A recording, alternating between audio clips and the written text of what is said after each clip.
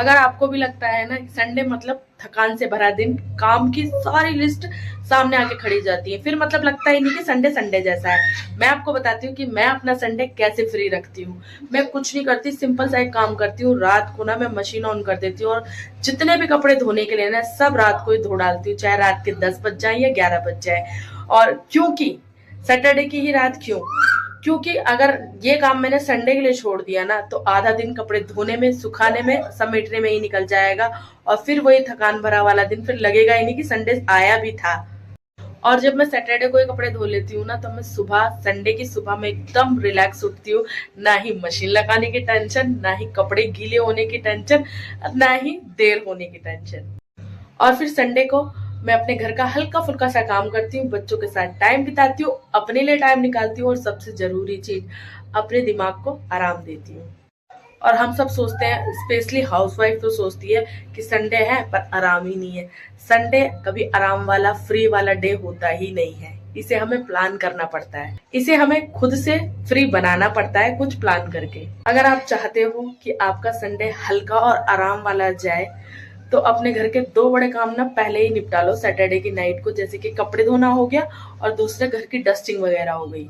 अगर आपको मेरी ये छोटी सी टिप अच्छी लगी हो तो इस वीडियो को लाइक कर दें, और इसी तरह की और ऐसी ही रियल लाइफ बातें जानने के लिए मेरे चैनल को सब्सक्राइब कर ले। हम मिलकर जिंदगी आसान बना सकते हैं एक हाउसवाइफ। अब ये नेक्स्ट डे की क्लिप है। Hello everyone, welcome back our channel Dhyani family blog. स्वागत है आप सभी का फिर से मेरे एक न्यू व्लॉग में। नेक्स्ट डे मंडे की क्लिप है ये। सुबह के 6:30 बजे मैंने नहा लिया और मैं पूजा कर रही हूँ मंदिर में। ये वाला रूटीन मेरा आज से दो साल पहले था कि मैं सुबह उठती थी, नहाती थी, सबसे पहले पूजा करती थी, देन उसके बाद अपने दिन की शुरुआत करती थी। बट जब से बेटा हुआ है तो ये पॉसिबल नहीं हो पा रहा था, पर फाइनली आज वो दिन आ ही गया जिस दिन को मैं काफ़ी टाइम से करने की सोच रही थी। पर कहते हैं ना, हमारे जीवन में जो भी कुछ होता है ना उसके पीछे कोई ना कोई कारण होता है और कोई ना कोई हमसे जुड़ा हुआ होता है, जिस वजह से हम कोई भी काम हमारा हो पाता है या बिगड़ पाता है। ठीक है, तो अभी 7 बज चुके हैं तो मैं यहाँ पे डॉल को भी उठा रही थी कि बेटा उठ जाओ, स्कूल का टाइम हो जाएगा आपका, इतने तुम रेडी हो जाओगे, 1 घंटा है आपके पास। फिर मैं आ गई किचन में। तो हुआ क्या मैं बताती हूँ। जो मेरे हाउस हेल्पर दीदी है ना, उन्होंने कहीं और भी काम पकड़ लिया। पहले वो मेरे घर पे आते थे सुबह 9:30 बजे, जो कि मुझे इजी रहता था क्योंकि रात के बर्तन जो रहते थे वो सुबह वॉश करते थे, देन उसके बाद मैं नाश्ता वगैरह बनाती थी।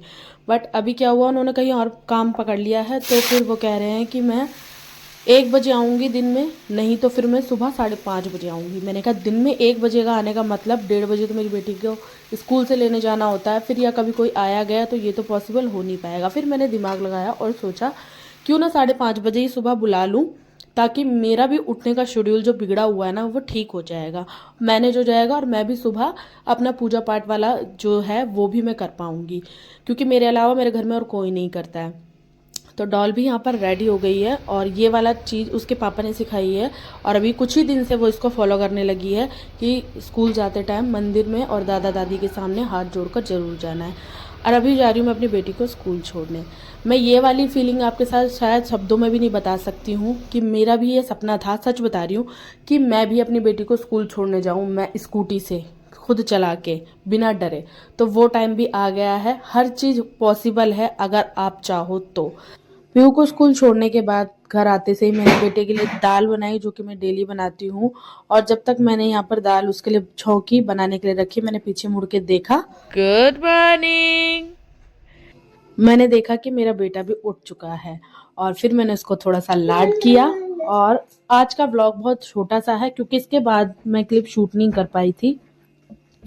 और फिर मैंने ना मतलब बेटे को प्यार किया और फिर उसके बाद मैंने नाश्ता किया। मेरे हस्बैंड चले गए थे शूट में, उनको नाश्ता करा के भेज दिया था। फिर मैं नाश्ता करने बैठी, सब्जी ली, चाय साथ में रोटी है वो साइड में रखी है, बिस्किट लिए क्योंकि मेरा बेटा भी खाएगा।